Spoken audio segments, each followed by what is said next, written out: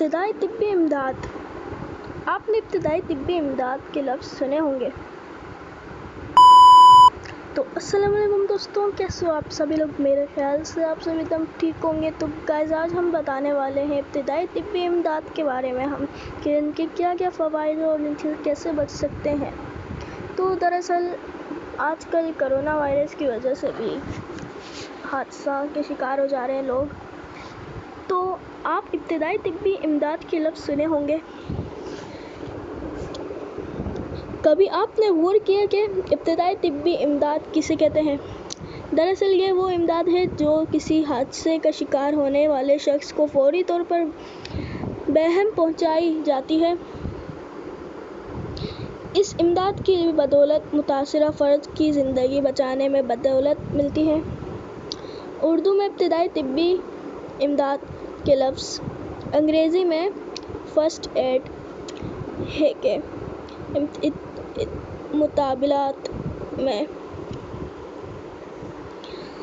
اس کا مطلب ہے کہ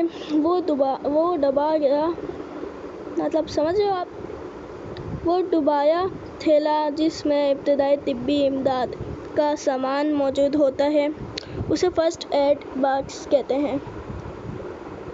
اس میں پٹیاں، روئی، مختلف قسم ہوتے ہیں، مرہم جیسے مرہم ہو گیا، مرہم، ٹینکرز اور زخم صاف کرنے کی عودیاں موجود ہوتی ہے۔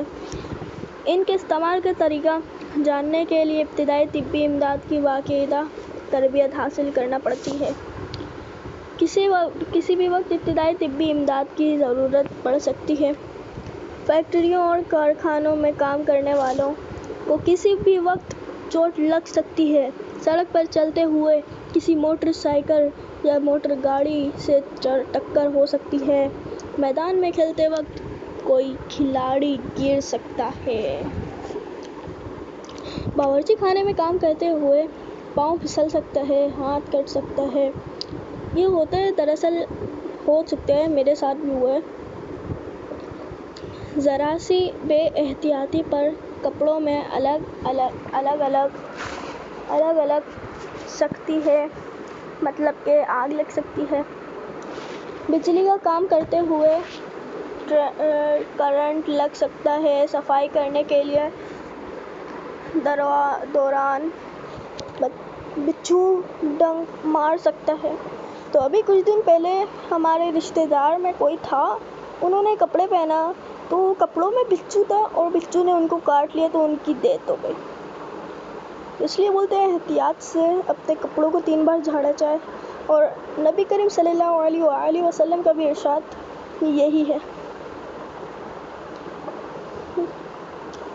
معاشرے میں رہنے والے ہر فرد کے لیے ضروری ہے کہ اسے ابتدائی طبی امداد کی چند بنیادی تابوں کا پتہ ہو تاکہ ضرورت پڑنے پر وہ متاثرہ شخص کے لیے کچھ نہ کچھ کر سکے۔ ہاں گائز، سب کو تو یہی اصول ہوتے ہیں۔ مثال کے طور پر یہ بات معلوم ہونی چاہیے کہ اگر سانپ ڈس لے تو زہر کو دل تک پہنچنے سے روکا جائے۔ زخم جگہ سے 2 انچ اوپر زور سے رسی یا کپڑا باندھ دیں۔ جتنی جلد ممکن ہو متاثرہ فرد کو ہسپتال تک پہنچانے کی کوشش کریں۔ اسی طرح اگر کوئی شخص پانی میں ڈوب گیا ہے، ہو جاتا ہے نا، ابھی گھڈانی میں اذان ڈوب گیا تھا، جتنی جلد ممکن ہو متاثرہ فرد کو ہسپتال تک پہنچانے کی کوشش کریں۔ اسی طرح اگر کوئی شخص پانی میں ڈوب گیا تو اسے پانی سے باہر نکال کر نبض دیکھی جائے۔ نبض آپ کو پتہ ہے کسے کہتے ہیں؟ نس کو نبض کہتے ہیں۔ ڈوبنے والے شخص کی پیٹ میں پانی بھر جاتا ہے، اسے بروقت نکالنا ضروری ہے۔ اس مقصد کے لیے متاثرہ شخص الٹا کر اس کی پیٹ کو باندھنا مناسب سمجھا جاتا ہے۔ چھوٹے بچے ہر چیز کے ساتھ چھیڑ پچھاڑ کرتے ہیں۔ بعض اوقات وہ بجلی کے پلگ میں اپنی انگلی ڈال دیتے ہیں۔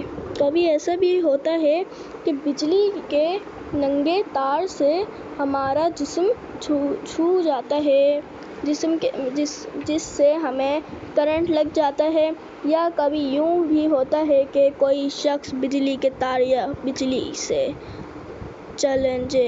چلنے والی کو کسی مشین سے چپٹ کر رہ جاتا ہے۔ اسی صورت میں سب سے پہلا کام یہ کرنا چاہیے کہ اسے بجلی یا تار مشین سے الگ کیا جائے۔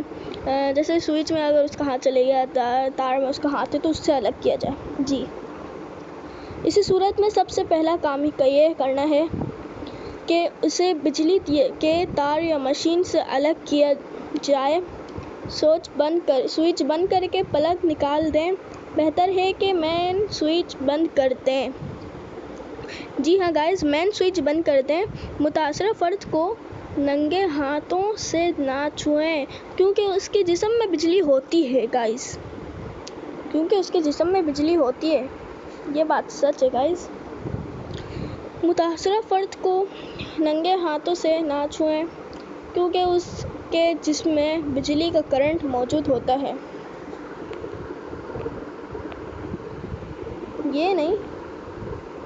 یہ کرنٹ بہت خطرناک ہو سکتا ہے۔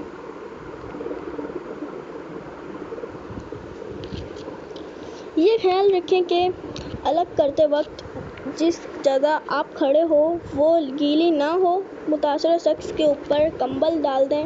اس کے بعد سب سے پہلے یہ دیکھیں کہ آیا نظام تنفس بحال ہے۔ اگر سانس رک گئی ہے یا سست رفتاری سے آ رہی ہے تو مصنوعی طور پر تنفس کا بندوبست کریں۔ باقی جسم کی نبض کو نیچا کیا جاتا ہے۔ متاثرہ شخص کو زیادہ ہلنے جھلنے نہ دیں۔ کوئی لمحہ ضائع کیے بغیر قریبی ہسپتال میں پہنچانے کا بندوبست کریں یا ایمبولینس بلا کے۔ اگر کسی کو آگ لگ جائے تو اس پر کمبل وغیرہ پھینک کر آگ کو بجھانے کی کوشش کریں۔ کمرے یا سامان کو الگ رکھی جائے نا۔ آگ بجھانے میں مدد ملتی ہے۔ آگ سے جلس بن جانے والے حصوں پر خیم وغیرہ، جیسے آپ کے پاس مرہم وغیرہ ہوتا ہے نا، وہ لگا لیں اور متاثرہ فرد کو ہسپتال پہنچائیں۔ گرمیوں کے موسم میں دھوپ میں سخت کام کرنے سے لو لگ جاتی ہے۔ لو مطلب ہوتا ہے گائز، لو نہیں لگ جاتی ہے، مجھے بھی ایک بار لو لگ جاتی ہے۔ عام طور پر بچے یا بڑی عمر کے لوگ اس کا شکار ہوتے ہیں۔ جسم میں پانی کی شدید کمی واقع ہو جاتی ہے۔ جسم کا درجہ حرارت 104 ڈگری سینٹی گریڈ ہو جاتا ہے۔ متاثرہ فرد بے ہوش ہو جاتا ہے۔ دل کی دھڑکن تیز ہو جاتی ہے۔ خون کا دباؤ کم زیادہ ہو سکتا ہے۔ سر کے بھاری پن کی شکایت ہوتی ہے۔ متلی آ سکتی ہے۔